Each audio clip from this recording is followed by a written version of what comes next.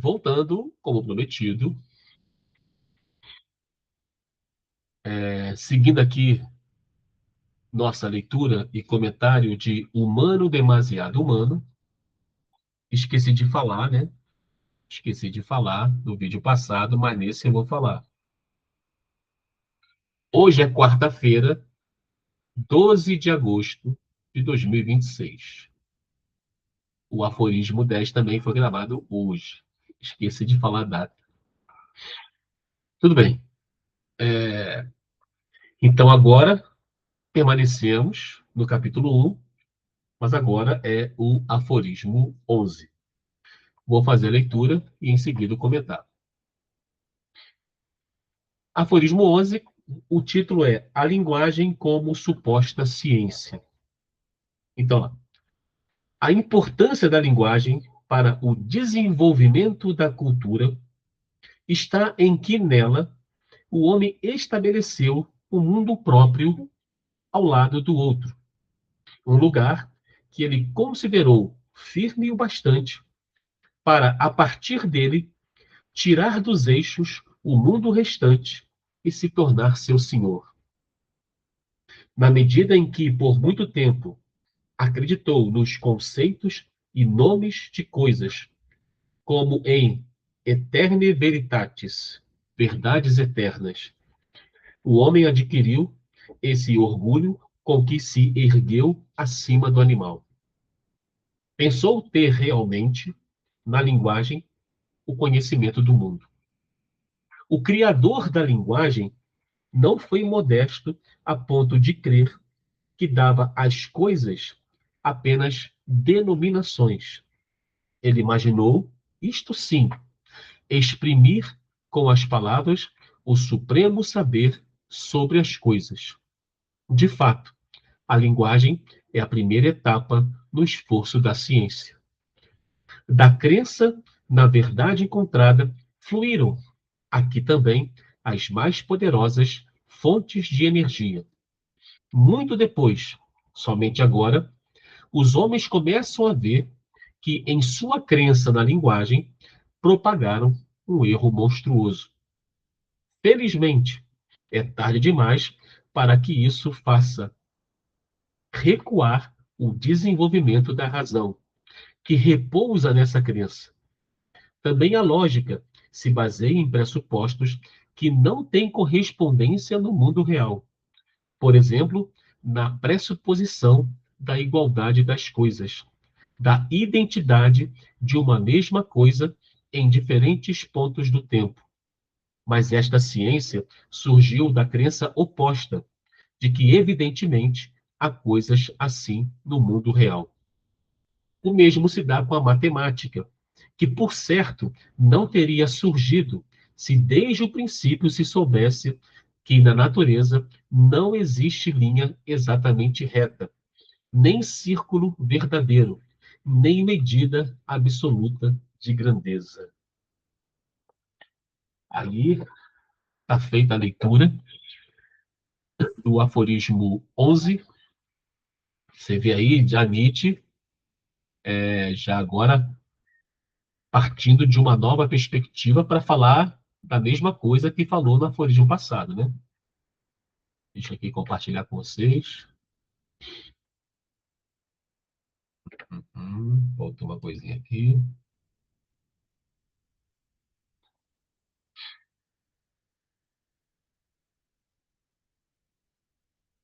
Agora vai.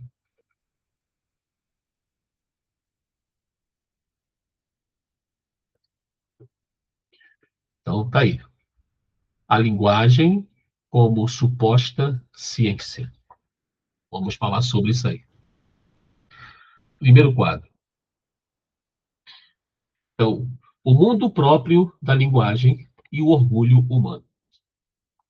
Então, a importância da linguagem para o desenvolvimento da cultura está em que nela o homem, eita, aqui eu errei, tá?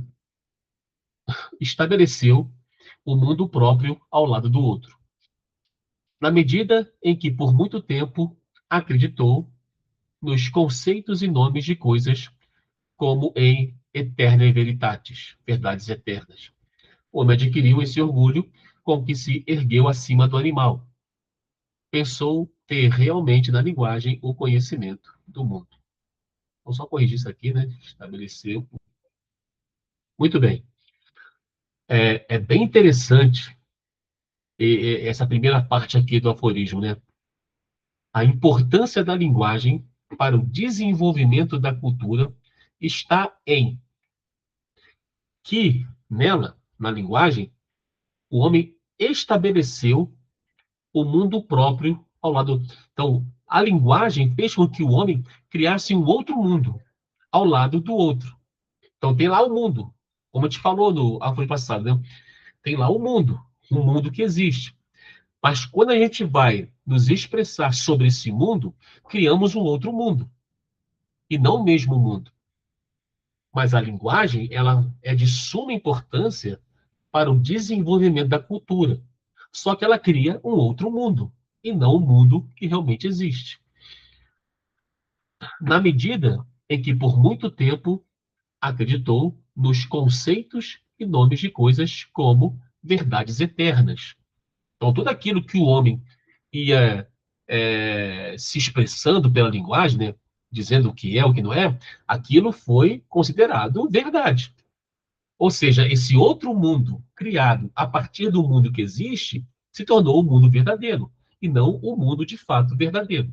Então, nós acreditamos que existe um mundo que não é o mundo que nós vivemos, mas é o mundo que nós criamos a partir desse mundo que vivemos.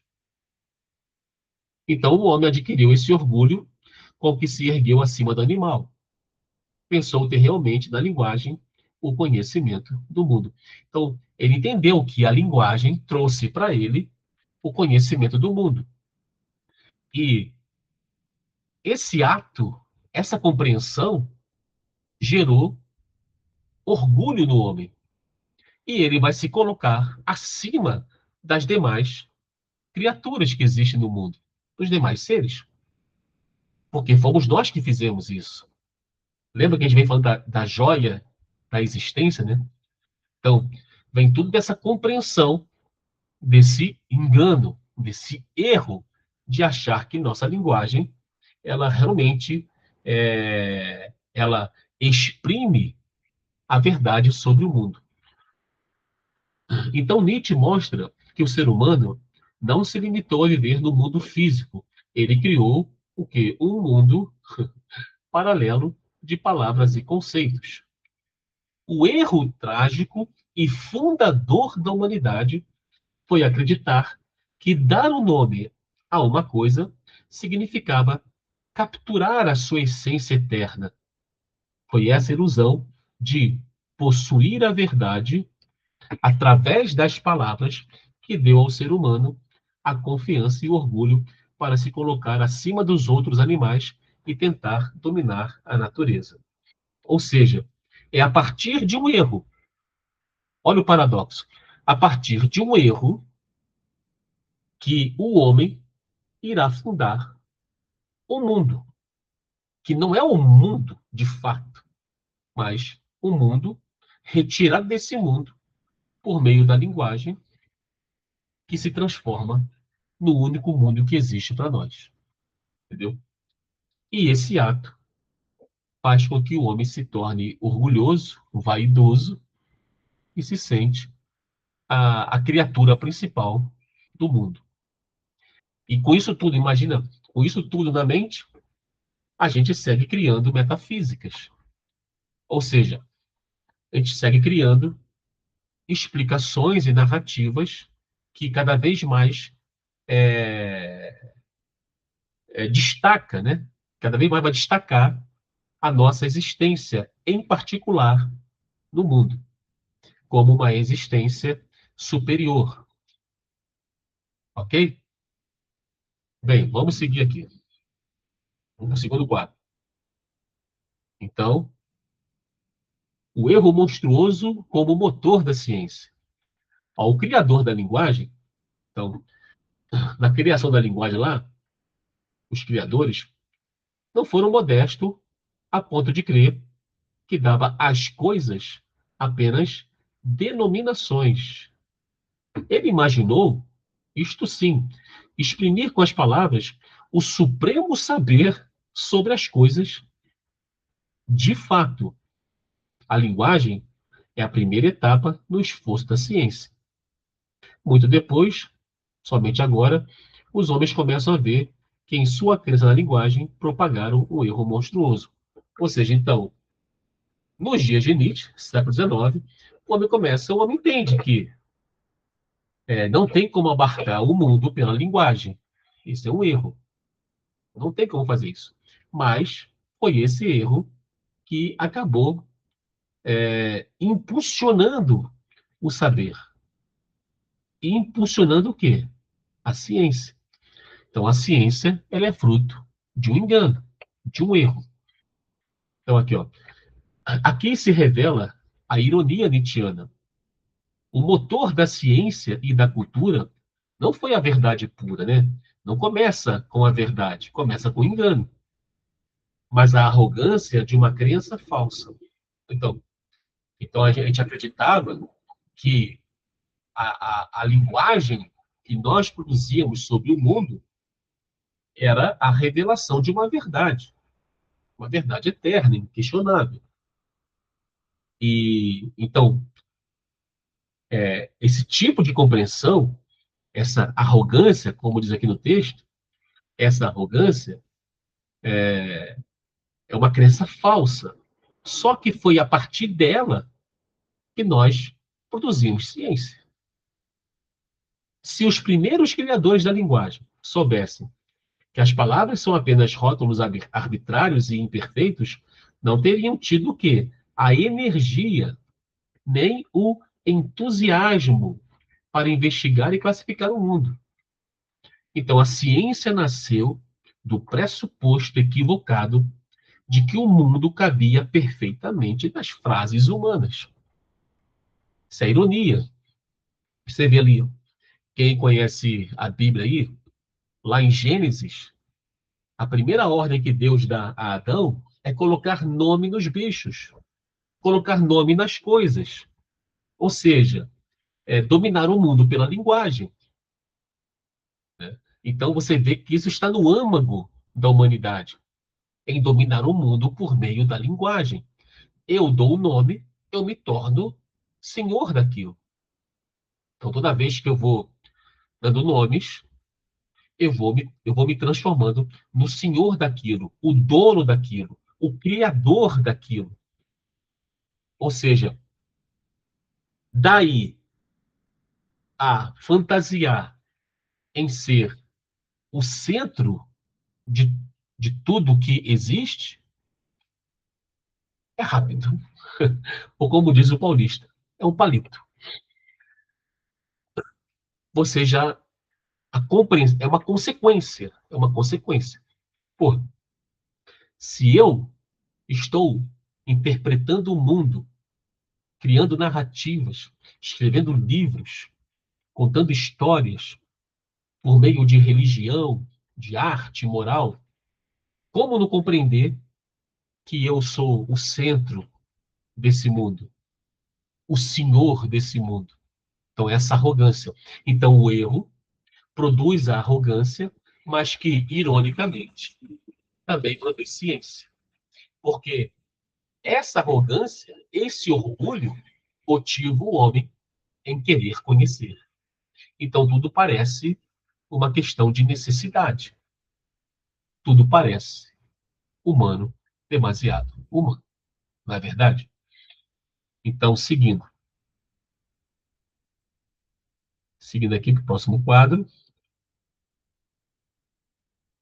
a lógica e a ilusão da igualdade. Aí vem uma crítica muito forte de Nietzsche sobre a igualdade. Ó, felizmente, é tarde demais, né? Você vê, aqui tem aparentemente uma contradição, mas é para colocar de uma forma bem irônica, né? Que, felizmente, é tarde demais. Não combina, né? O que seria mais comum é, infelizmente, é tarde demais. Mas não, felizmente, é tarde demais. Para manter o quê?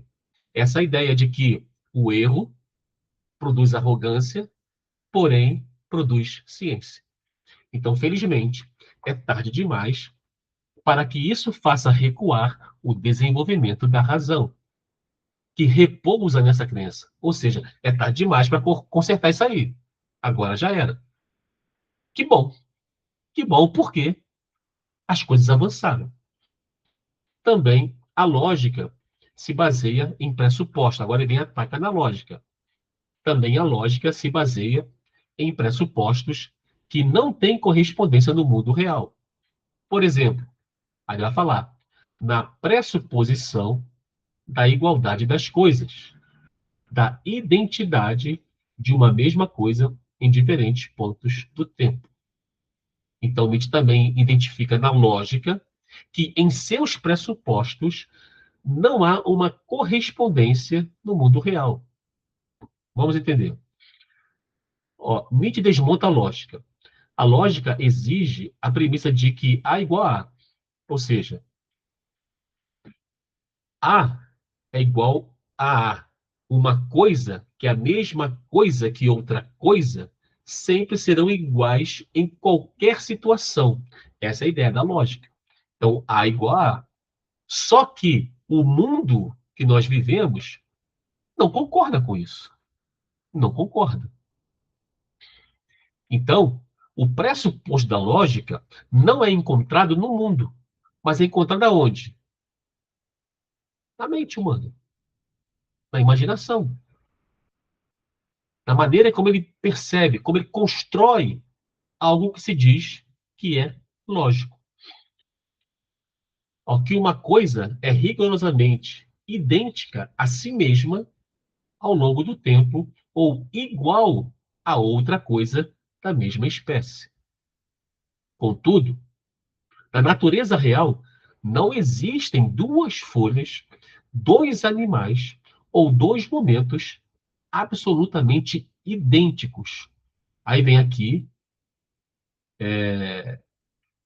uma, um mantra nietzschiano, né?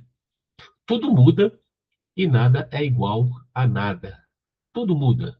Tudo é um devir. O que acontece é o seguinte: de onde, de onde o homem, ao construir o pensamento lógico, retirou essa ideia, que é o pressuposto da lógica.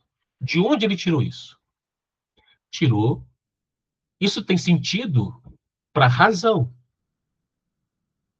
Mas quando você tenta aplicar a lógica no mundo, isso não funciona. Como aqui no exemplo, não existem duas folhas iguais, dois animais, entendeu? Não existe nada igual, idêntico no mundo. Então, não foi no mundo que nós tiramos essa ideia. Então, de onde nós tiramos essa ideia? De onde veio essa ideia? Platão dirá que vem dos deuses. Esse mundo das ideias. Nietzsche vai falar assim, esse mundo das ideias não existe, porque também é uma invenção nossa. Então, de onde nós tiramos tudo isso? Aí por isso que ele fala, olha, eu sei que isso acontece. Eu sei que nós fazemos assim. Mas não é a religião, nem a arte, nem a moral que são capazes de explicar por que nós somos assim. Talvez o que seja capaz de fazer com que a gente comece a compreender alguma coisa é a ciência. Então nós precisamos superar a religião, a moral e a arte para esse fim e colocar no lugar delas a ciência. Porque nós já sabemos também que essas três são demasiado humanas. Não tem nada a ver com Deus, com a musa, com o que quer que seja, mas tem a ver com a gente, das nossas, da nossa maneira de compreender. Então é melhor deixar com a ciência. Então aqui, ó, a igualdade e a identidade são abstrações criadas pela mente humana para simplificar o caos do mundo real. Criamos categorias gerais para conseguir pensar, ignorando o quê? As diferenças individuais de cada fato. Ou seja, o que Nietzsche começa a compreender é que esse erro, né, a metafísica é um grande erro, mas esse erro foi necessário. Foi necessário para fazer com que o homem se motivasse a buscar conhecimento. Mas ele não tem um fim em si mesmo. Ele faz parte, ele foi uma ferramenta. Foi uma ferramenta que utilizamos no momento que nós só tínhamos essa ferramenta, não tínhamos outra. Não tinha ciência, não tinha uma tecnologia avançada. Então, era necessário esse tipo de erro, de engano, para gerar em nós esse orgulho, essa híbris imensa, de nos colocarmos no mundo como senhores do mundo, para desbravar o mundo, para conhecer o mundo, entender o que é o mundo. Entendeu? Então, essa é a ideia de Nietzsche. É a perspectiva dele. Próximo quadro. Próximo quadro. Agora sobrou para a matemática. Então, a matemática e as formas ideais. Ó, o mesmo se dá com a matemática. E não poupa nada, até a matemática. O mesmo se dá com a matemática. Que, por certo, não teria surgido se desde o princípio se soubesse que na natureza não existe linha exatamente reta, nem círculo verdadeiro e nem medida absoluta de grandeza. É a mesma coisa. De onde o matemático tirou a ideia de uma linha exatamente reta, de um círculo verdadeiro? Olha só, a nossa mente, ela não opera da mesma forma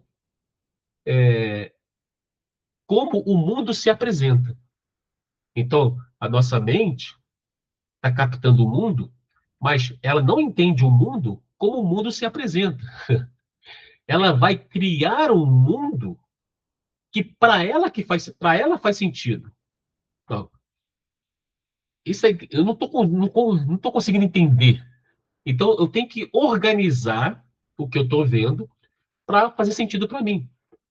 Então, digamos que no mundo existem linhas que não são perfeitamente retas, ok? Elas têm mais curvinha e tal. Mas a mente, para compreender aquilo ali, ela faz com que vire uma reta. É mais ou menos isso, de uma forma, a grosso modo. Então, de onde nós tiramos a ideia de um círculo perfeito? É o que Nietzsche está falando. Não, aí, o que acontece é o seguinte, existe a explicação metafísica, entendeu? A gente não pode esquecer que já existem as explicações metafísicas, mas que a ciência, ao longo da sua existência, vem refutando. Então, não tem como você manter essas explicações metafísicas, já que há algumas centenas de anos a ciência vem refutando. Não percebeu que é só uma questão de refutação acerca das explicações metafísicas? É o que ele está falando. Não tem como retroceder. Não tem como ficar voltando em busca de explicações metafísicas. Se elas ainda existem, é porque a ciência ainda não domina tudo. Mas tudo que a ciência já domina, a metafísica morreu. Naquilo que a ciência explicou, a metafísica morreu. Ela sempre perde. Muito bem. Então, aqui, ó, o mesmo acontece com a matemática. Um círculo perfeito ou uma linha perfeitamente reta não existem no mundo físico e material. São que idealizações da mente humana. A matemática é uma linguagem abstrata construída sobre conceitos que não têm correspondente exato na natureza. Ou seja, nessa perspectiva, a matemática não é uma ciência exata. Ela também é idealizada. Ela também é idealizada porque ela vai utilizar o mesmo órgão que as outras usam, que é a nossa mente. No entanto, foi precisamente ao inventar e crer nessas formas perfeitas que o homem conseguiu medir, projetar, construir e dominar o mundo material. Olha que interessante. Se a mente ela não transformasse o mundo que ela vê em algo que para ela seria mais razoável, não teríamos feito o que nós fizemos. É como se a mente fosse, entre aspas, consertando as imperfeições do mundo. Então, de novo, por que que isso acontece? É a pergunta de Nietzsche. Por que que nós fazemos assim? Por que as coisas acontecem assim?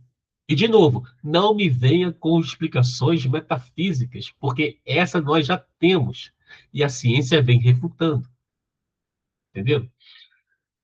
O erro, portanto, revelou-se o quê? Indispensável para a sobrevivência e para o progresso da inteligência. Essa é a grande ironia da humanidade. Os nossos erros fizeram com que nós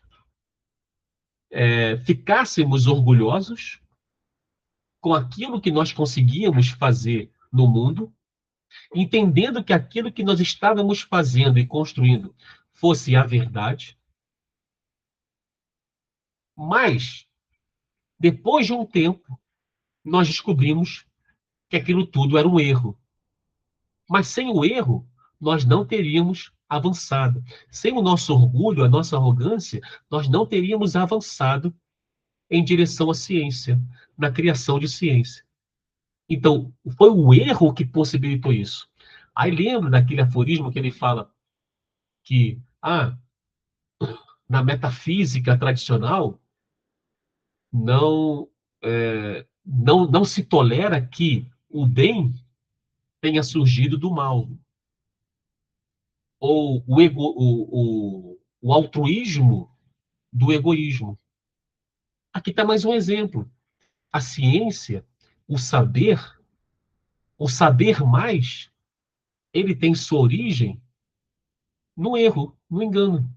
Ou seja, uma virtude melhor, ela tem a sua origem no vício.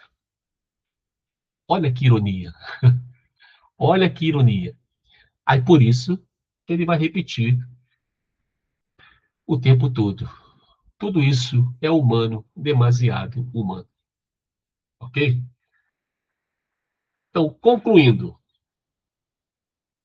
a linguagem, a lógica e a matemática não descrevem a realidade como ela é, mas criam um mundo de ficções e simplificações, como a ideia de que existem coisas idênticas ou formas perfeitas da natureza. Foi a crença ingênua nessas ficções que deu ao ser humano a energia para construir a ciência e se tornar o senhor do mundo. Olha aí a ironia. Então foi a crença arcaica, a fé ingênua, que fez com que nós alcançássemos a ciência. Essa que hoje ironiza a fé ingênua. Mas ela deveria respeitar a mãe dela, né? A mãe da ciência é a ingenuidade, o erro, a crença humana. Essa é a ironia que Nietzsche identifica, né, na humanidade, do saber, né? É isso aí. Aí fica a questão, eu vou colocar lá nos comentários, e ficamos por aqui. E voltamos no próximo aforismo. Em pé.